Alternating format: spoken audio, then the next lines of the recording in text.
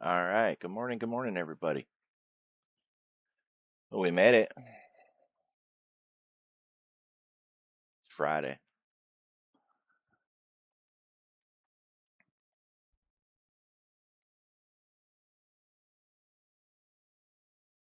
So there's um, talk of new sanctions in this situation with the Strait of Hormuz in the Middle East. So that has moved crude today, and now that puts crude as the number one indicator of the day, at least for right now, unless something changes. Good morning, TGIF. So that's what you want to use today. It's likely to be more impactful than watching the VIX. The There's this global energy crisis right now. We had a lot of stockpile. So when this situation in the Strait really started to kick off, we just leaned on that stockpile, but it's running out. And once it does, then we're really going to be in a crisis. So it's been this looming threat that sometimes glows a little brighter than other times, and right now it's starting to glow again, and it's what is casting a shadow on everything else. So crude will be the biggest one.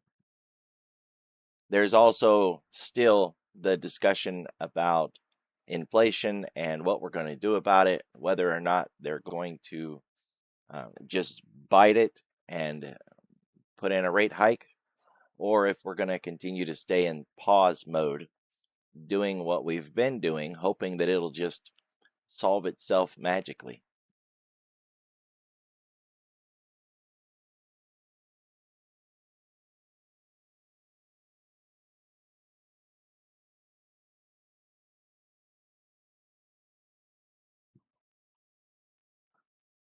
Japan up a quarter, then Europe, Hong Kong, NASDAQ. You see the Dow is red this morning. That's our blue chip mega cap, hyperscalers, things like that. So don't want them moving against us.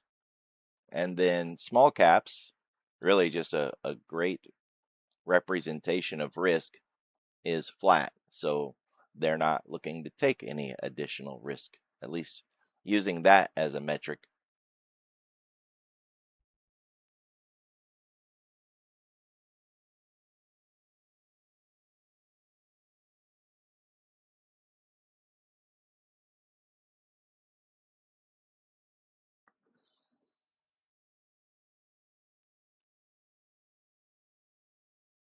These numbers are all relatively close together. I don't see that they're going to be much of a threat to us. The bigger thing to worry about is these new sanctions that they're talking about and whether or not they begin to provide clarity on what these sanctions are going to be. Right now, it's all, hyperbolic, and they're just flexing and chipping teeth, but we don't really have any details. So, uh, if they start talking today and providing details, it could be the clarity the market needs to back away from crude and run the markets up. Because it's not necessarily the sanctions that the market's concerned about, it's the lack of details in the sanctions that the market's worried about. So hopefully, if we get that clarity, it will remove some of the worry and we turn everything around. We don't have anything on the calendar this afternoon.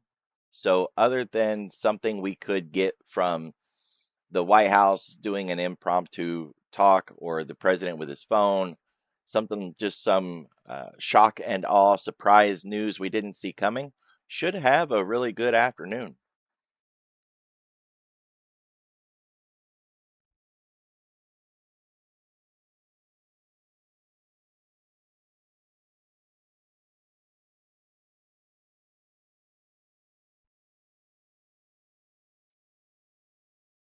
continue to point out this chart. It's a free site. You don't need to sign up. You don't have to buy anything.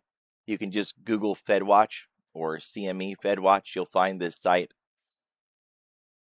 You can look at the upcoming FOMC meetings and see what the market is anticipating for that Fed meeting.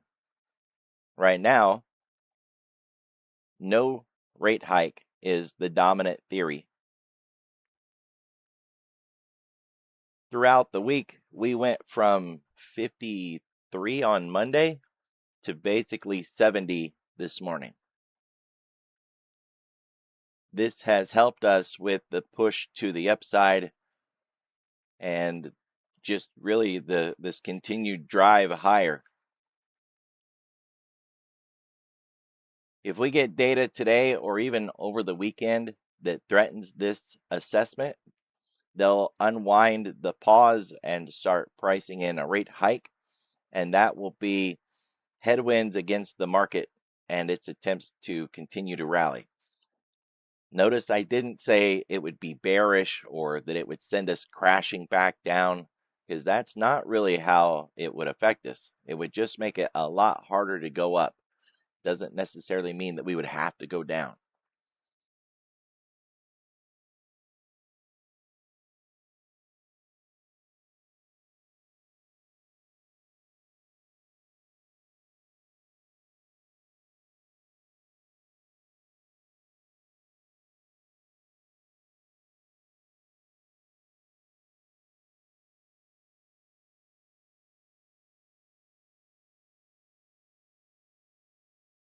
Otherwise, things look really, really good out there this morning.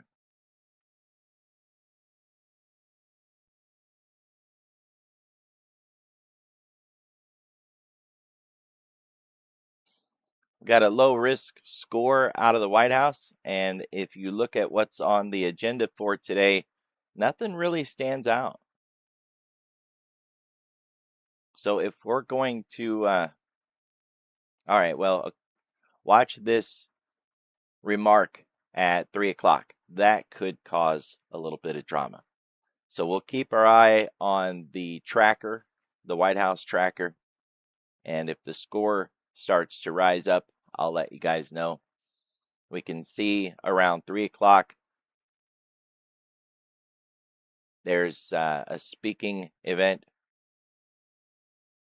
so it's possible we get some violence into the end of the day today. Good morning. Good morning.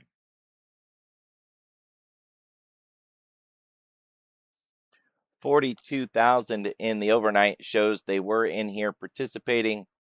They didn't get a whole lot done with it.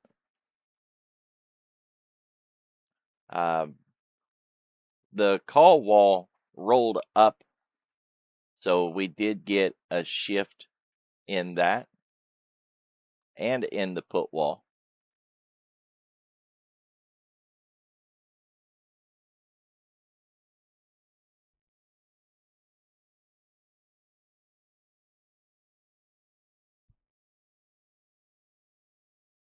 So far, the big breakout, the big run up and the breakout continues.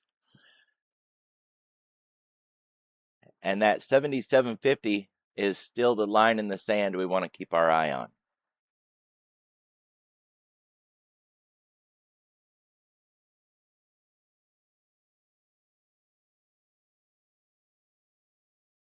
All right, they're hedging this morning over something. Don't necessarily have a why. We just looked at the calendar. There wasn't really a whole lot there to be concerned about, but they're concerned about something. So keep your eye on the market maker move through the morning. See if this number starts to flex, rise, or fall.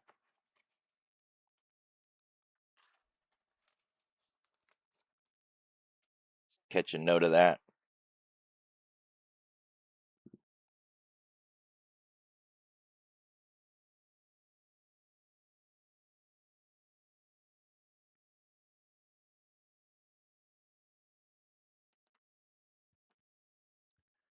Otherwise, if we don't get anything to trigger a move, we should just sit between the two red lines and do nothing for the rest of the day. All we have to do is go into the weekend. That's it. We just got to hold the line and go quietly into the close.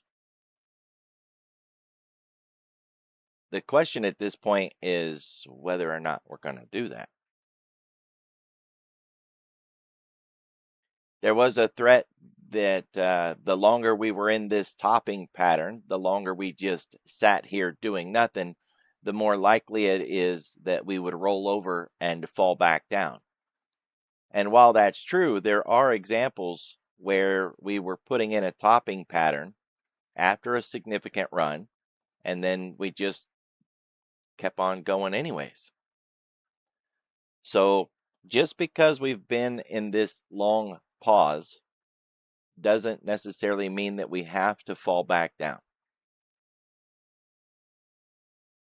Having said that, since we're at the top of the range in this new pause, if you're looking for a short, this is the best place to get it.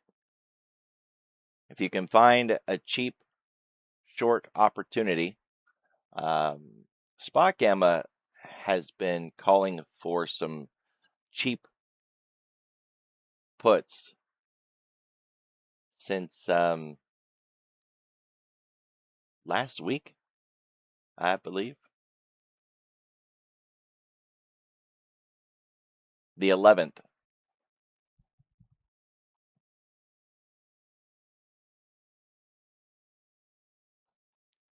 So that makes sense, especially now that we're at the top of the range. If you're looking for a short opportunity, this is an LRE, low risk opportunity. You just don't have any signal for a short, right? When it comes to risk, there's risky behavior, and then there's dollars at risk. This is riskier behavior because you don't have a signal, a pattern, a setup, a reason to go short.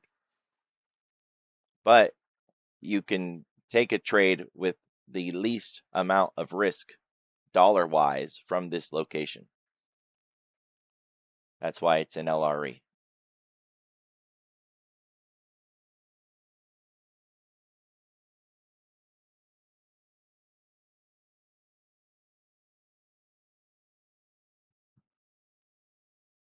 Today's floor pivot is higher than yesterday. That's bullish. Price opened above it. That's also bullish. So far, we don't have a missed daily pivot because we got to make it through the end of the day before we can call it that. But we haven't hit it. So we're on track for one. We just have to go all day without hitting this. And we want to keep track of this because it could be the start of a new run. When you get these sort of as explosive moves and these what we call one-time framing, single candle color, single direction drive, no pullback, a lot of times we'll outrun that floor pivot. And the metric to define whether or not we still have strength in the move is whether we have faded back enough that we were able to hit that floor pivot. So then we get consistent, consecutive missed daily pivots day after day after day, continuing to show that strength until finally we end up hitting it. We had it on each of those spots that I circled. If we're finally done with this range and we're about to break out and perhaps expand into 8,000 or 8,100, this would be the first shot of a missed daily pivot that could end up being consecutive missed pivots. Of course, on the other hand, we could just drop down there today and hit it. So keep your eye on it. It'll be more valuable on Monday than it is right now because at any point we could hit it today and then it wouldn't be valuable at all.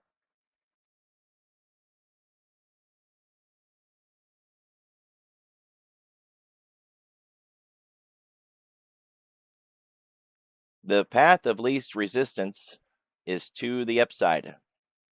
We can see that the red line is farther away than the green line. It's a simple metric, but it's one that I like to use every day. That does not mean that we're going to go up. It doesn't mean that we can't go down. Just that it would be easier for price to go up than it would be to go down.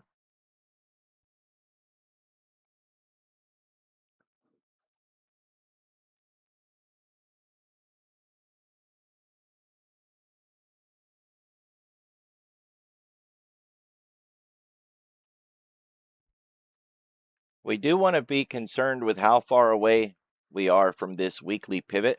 This isn't enough yet. Last week, we went further away. But it's going to matter a lot next week when we look at where the new floor pivot is and where we open in relation to that new pivot.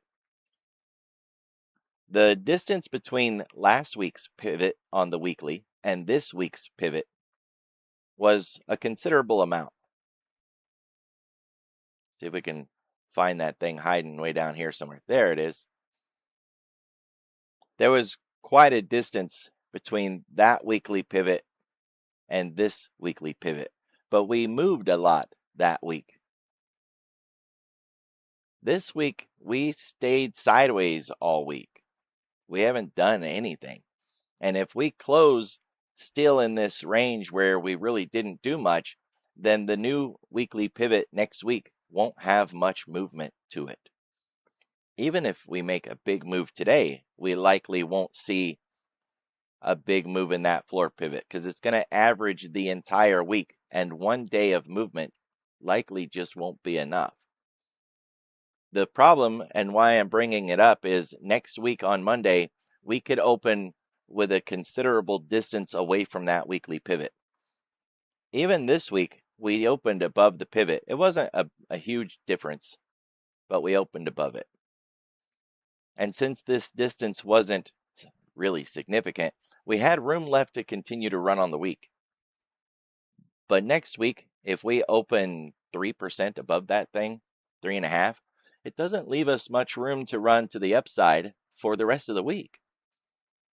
It kind of caps us and shuts down any continuation in the move. And then we have a much greater chance of going down simply because we can't go up. Still need to see how we open next week, but we do want to keep our eye on that weekly pivot and how far away we get from it today. Because how we close today will affect the math on where the new location is next week.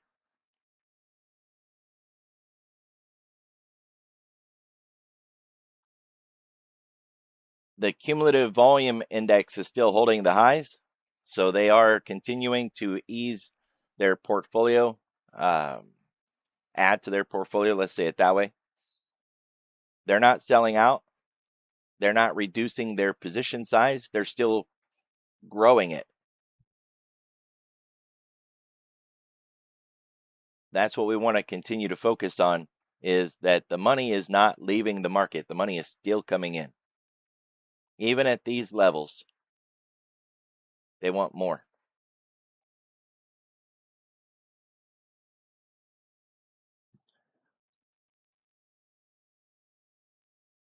We are building out a new distribution here, a new area or zone. It's unlikely going to be enough today to move this point of control, which is kind of a gift to us, really. Because now on the downside, next week, we're going to have all of this as a real large structure below us, like a big support level. And that way, if we do get a little weak in the weeks to come, we'll have this structure below us to help us out.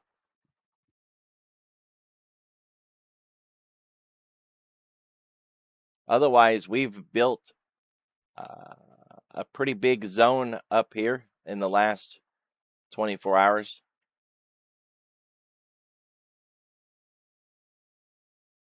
We need to get out of this zone, break the high, and stretch above that. but it's likely if we get out of this zone and then we come back and check it from above that we could Busby off of it and make this a new support level. Until we check it, we don't know that it's going to support anything. But while we're inside of it, it's just a trap and we're stuck in there, filling it out, putting more and more work into it.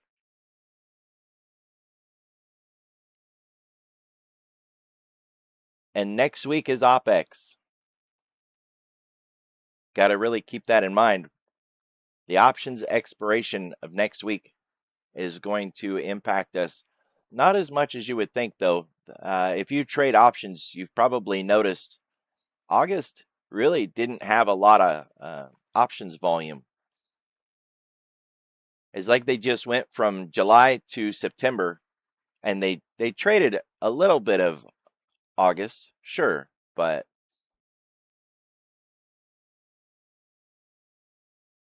September got a lot more activity than August. So our August options expiry isn't as large, isn't as big as a threat that we've seen lately, but the monthly OPEX is often the starting point for a new regime. So once we're done next Friday, that following Monday, we'll be in a whole new kind of environment. 10-day, 30-minute volume profile. We've really thinned it out. There's not much left, right? It was a significant structure down here. Now, as long as we don't break the value area low, when we come in on Monday, we're going to be 100 points shorter. And by Wednesday, we should have it tightened up to look about like that. That'd be fantastic. For now, of course, we still got all of this to deal with.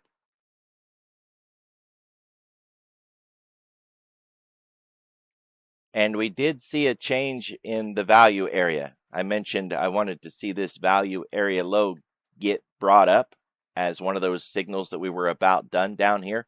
And it did move. It is up here with us now. We just have to wipe these candles out. So by the end of today, we'll be here. And by Monday when we come in, or at least by the end of the day on Monday, into Tuesday, we'll be there. So we're tightening it up, finally.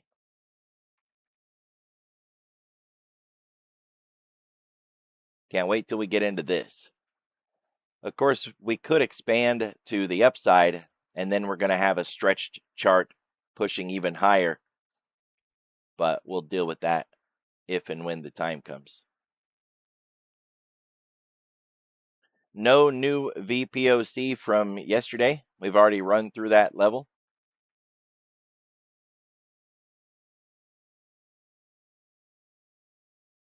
We did see a considerable amount of work across this level.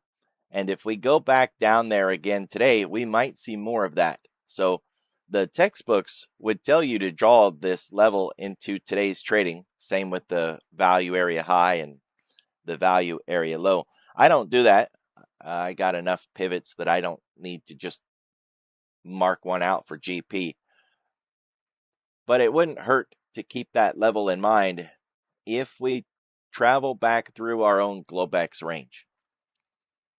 Otherwise, yesterday's data doesn't have a lot to offer unless we get to yesterday's high or the RTH low. I guess it's not no, it's not even the RTH low. This large level here, right on that value area low, I would keep that one on the radar. It's 7,800 basically, so you could just use that. The 7811 cog line got another structure there, basically this one. Then the point of control, which is our own Globex low. Don't really need to mark that one. Then look at the top up here. If we do try to run up and break out of yesterday's high, they put in some work yesterday. We did not stay there very long, right? Price ran up and then just turned around and came right back down. It looked like buyers got exhausted. But this volume says they ran into sellers. That's two completely different things. So if we make a run up and try to break out of yesterday's high again today, we have to be concerned with these sellers. Are they done yet? How much more selling do they need to do? Have they shifted higher, right? Because they don't have to sit in that same spot. Why sell it at 78.40 if you think you can sell it at 78.50, right? So we don't know if they're going to be waiting up there or not, but that's where they was yesterday. And until we see evidence that says otherwise, we have to assume they're still up there today. With these three distribution levels, our day is pretty much mapped out for us. We should be able to just hang in the zone within these two groups. It's about 40 points. It's not bad for a Friday going into the weekend in August. Hold the range, go quietly, call it a day.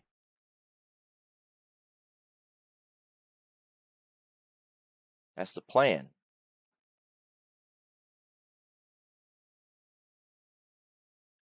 All right, we got a preview of next week's range. And what I like to do on Friday mornings, even though this level isn't set yet, is I like to measure this and compare it to the week that we just went through. It's still fresh in our mind. We've been dealing with it, every day. And I'm looking to see if next week is really stretched, a big, wide range, or really compressed. Because if it's either one of those, it's a great tell. It gives us a lot of information about what the market is expecting for next week. When it's the same size like we have right here, this is not really helpful. Thanks, but no thanks, right? But at least we looked. So next week is basically the same size as the week that we just had, and that's not helpful. So there's nothing of value there. We'll look at it again on Monday because it's not done yet. It's going to move all day today, and it will expand and contract and shift higher and lower with price. So we'll re-examine it on Monday, but what I was hoping for was a much narrower example or a really wide example. One or the other, I'd have been happy. Instead, we have just the same thing, and that doesn't tell us anything of value. Thanks for nothing. Still more than 1% above the 10-day. That's good. If we were below 1%, we'd have to be concerned that we would get drawn back into the 10 or that it could come up and hit us. But maintaining a more than 1% distance is a good thing. Even with that 1%, we're not overbought. We're not overextended. It doesn't owe us any sort of mean reversion. So we're just in a good place. Nothing wrong with where we're at there.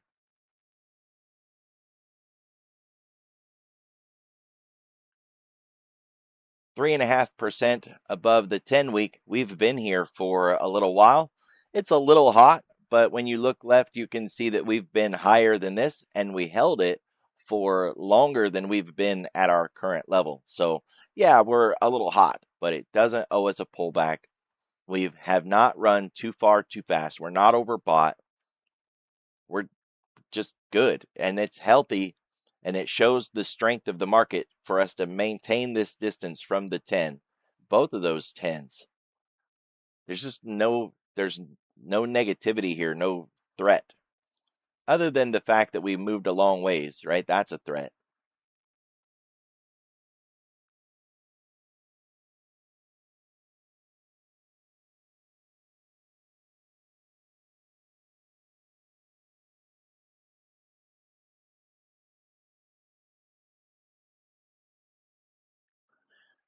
All right, looking at what's down today, we got Bitcoin and the VIX. Really, that's all we've got.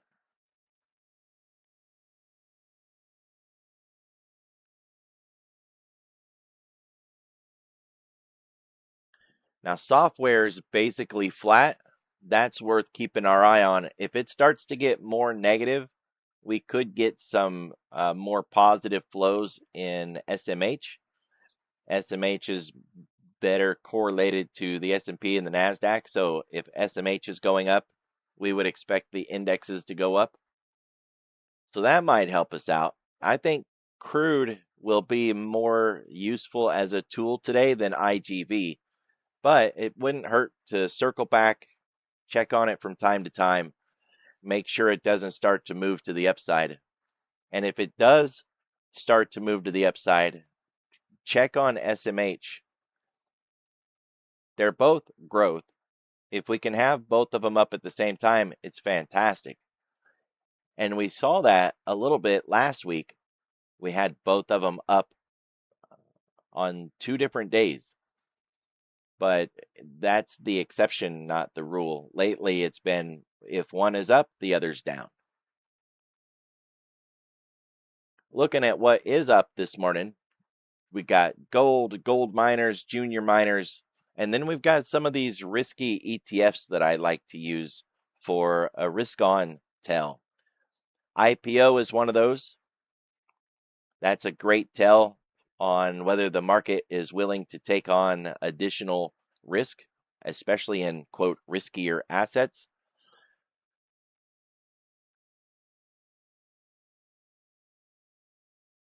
It's good to see that up, but that's the only one.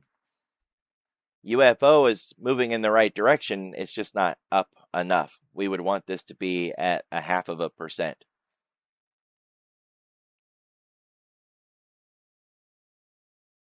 And chips are not up enough to help us yet, so we want to keep our eye on that.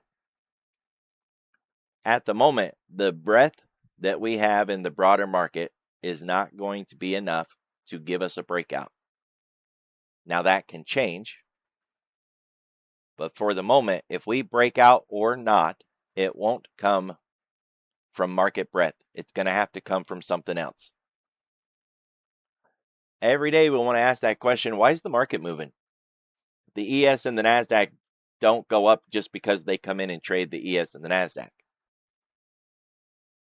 It'll move because of crude or treasuries or commodities in general, dealer positioning, the VIX, the dollar, treasuries. So we always want to ask that question, why are we moving? And if we don't have any one of those leading us, then what we get is more of a random walk. This sort of sloppy sideways trash where we don't really go anywhere. We don't turn well on the edges. We get these sort of sloppy reversals because we don't have any dominant leadership, and price just has no directional bias to it. So we want a leader. I don't really care which one it is.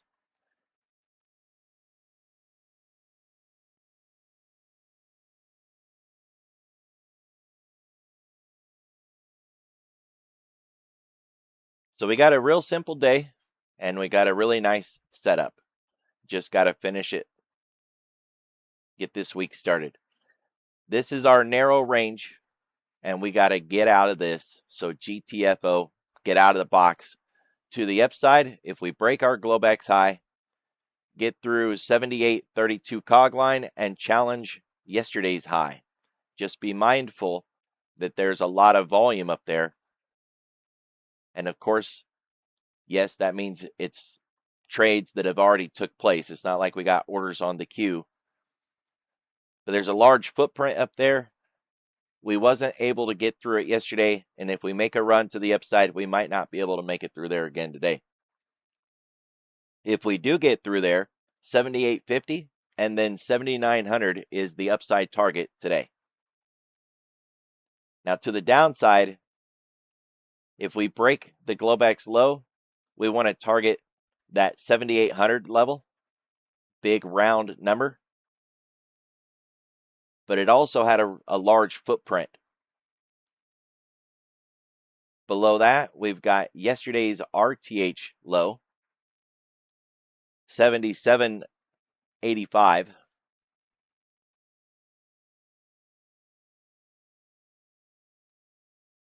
And then we've got the full low of yesterday, 77.65. So level by level, we can run it back down. If we get below 77.65, then we got 77.50 and 77.32 cog line. I don't expect us to get any deeper than that unless we get some really bad news, right? It would have to be pretty bad. Otherwise, that should be more than enough. Get down into the 32 cog line, flip it over, come back up, and close the week inside of our weekly range that we've just built, right? Back above Tuesday's low by the end of the day, if we do drop down that low. So not a bad gift, right? All we have to do is get out of this box and we can get the day started.